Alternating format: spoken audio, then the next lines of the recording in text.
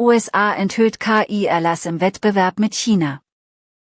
Well, thank you very much. We have a big signing right now, and we have a tremendous industry where we're leading by a lot.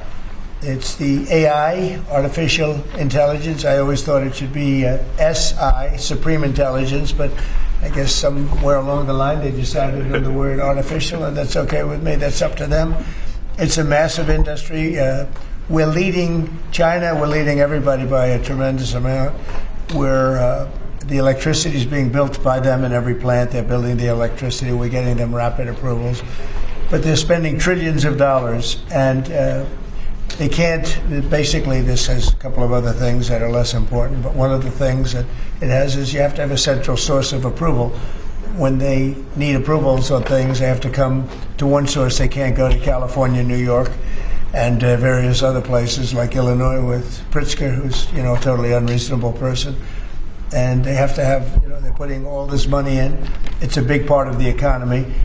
And there's only going to be, I think, one winner here. I don't know if anybody agrees with that. I think most people agree. But there's only going to be one winner here, and that's probably going to be the U.S. or China.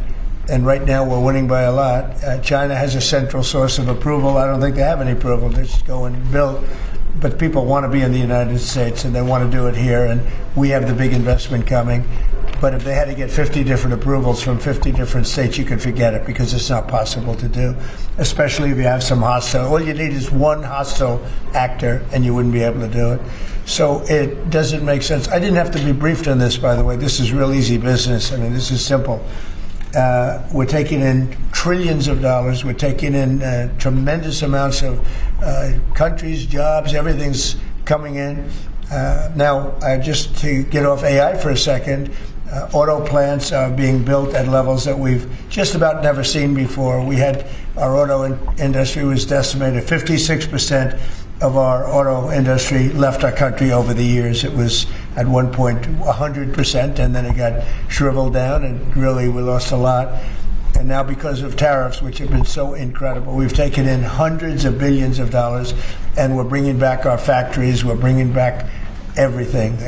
We've never been in a position like this. Our stock market today was, well, I saw it a few hours ago, but a few hours ago it was way up, and we hit a new high. For the 52nd time in 10 months, we have an all-time high stock market. And it's all reasons. A big reason was the election November 5th, and another big reason, and maybe the biggest reason, but maybe not, because without the election this wouldn't have been done, because people don't know how to do it. The second reason is the tariffs. We're charging countries that were really hurting us badly, were really decimating us. Hence we have $38 trillion in debt, which will start paying off pretty soon with the tariff money coming in. But countries that were really decimating us use tariffs against us. Now we're using tariffs. All we want is fair. All we want is national security. It's given us great national security. I settled 8 wars, and numerous of them was because of trade and because of tariffs. So we're very happy with that. But this is about something a little bit different. We want to have one central source of approval. And we have, I think, great Republican support. I think we probably have Democrat support too, because it's common sense. I mean, you can't go to, every time you make a change, and it could be a very reasonable change, you still won't get it approved if you have to go to 50 states. So this centralizes it, and it's something which the people behind me, the very distinguished people, but Tim Cook just left of Apple and spoke to all of the big companies, great companies, and they won't be able to do this. This will not be successful unless they have one source of approval, or disapproval, frankly. You could have disapproval too, but it's got to be one source. They can't go to 50 different sources. So I just want to thank everybody for being here. And Will, what would you like to add to that? Sure. Mr. President, as you said, in keeping with your commitment to grow the American economy, create potentially millions of new American jobs, and maintain America's technological and military superiority in the years ahead, this is an executive order that orders aspects of your administration to take decisive action to ensure that AI can operate within a single national framework in this country, as opposed to being subject to state-level regulation that could potentially cripple the industry. David Sachs, your AI and crypto czar, has been one of the key players and key authors behind this EO. He can give give you more of the granular detail. But the big picture is that we're taking steps to ensure that AI operates under a single national standard so that we can reap the benefits that will come from it in terms of economic growth, job development, national security, and technological edge. And it's really the biggest industry that anybody's seen. I mean, it's taking off. And again, I believe there'll only be one country that really benefits, and it should be the United States. And it will be if we do this, if we're unified. We have to be unified. China is unified because they have one vote. That's President Xi. He says do it, and that's the end of that. You know, we have a different system, but we have a system that's good, but we only have a system that's good if it's smart.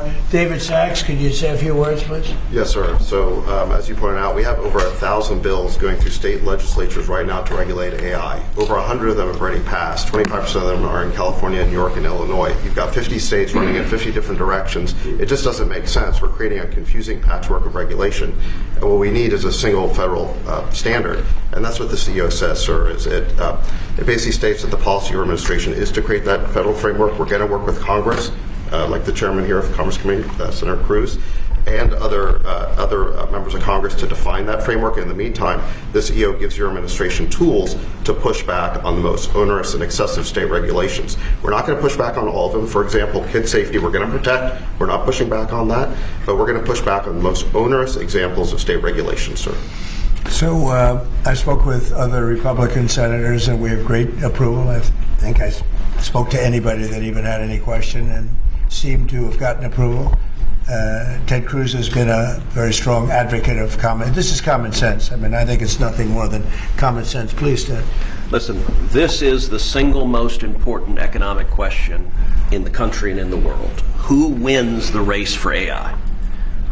You look back to the 1990s, there was a similar inflection point with the beginning of the internet, the dawn of the internet, and Bill Clinton was president at the time. He signed an executive order, just like you're doing, that put into law a light touch regulatory approach to the internet. And the result was incredible economic growth and jobs in the United States. At the same time, the European Union took a very heavy-handed regulatory approach.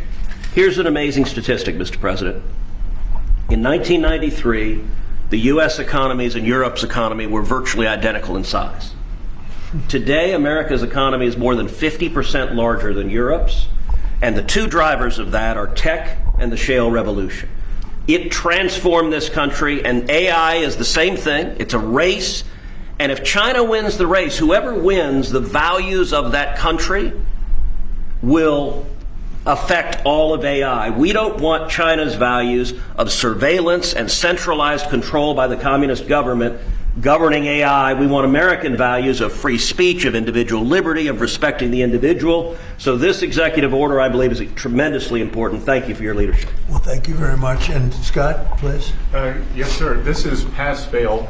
As you said, this is the biggest technological innovation in our country's history. We've seen the canals, we've seen the railroads, we've seen the utilities, we've seen the build out of the internet and the fiber, and now it's AI, and it is pass-fail versus China. We have the lead, we've got to maintain it, and it is also going to be the single biggest source of economic growth. But everything else we do, with our defense, there's no use in having a golden dome if China's AI can get around it. There's no use in spending all this money on defense. And the U.S. will remain the leader in this under President Trump's leadership. He has accelerated the growth. We're actually going to move ahead further. We're seeing building everywhere, construction jobs. There are going to be jobs at the AI data centers. And most importantly, President Trump had the incredible idea to allow the companies to create their own power. And we are going to see soon that communities near AI facilities will have the same or lower electric cost than other communities, which is a great innovation. So this is an important document today. Dies ist eine Website, die dir hilft, dein englisches Lesen und Hören zu verbessern. Sie zerlegt Sätze per KI in leicht verständliche Wortgruppen.